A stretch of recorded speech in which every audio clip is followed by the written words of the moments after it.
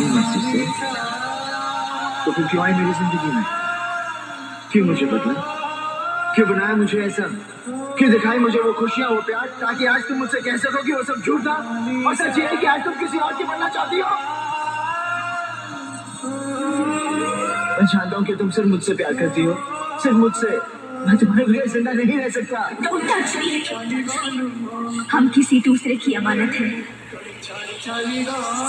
नहीं, तुम सिर्फ मेरी हो और किसी की नहीं हो सकती। हम दोनों के बीच अगर कोई आया तो समझो वो मर गया। ये हाथ और सिर्फ हथियार छोड़े हैं, चलाना नहीं भूले। अगर इस चौखट पर बारात आई तो टोली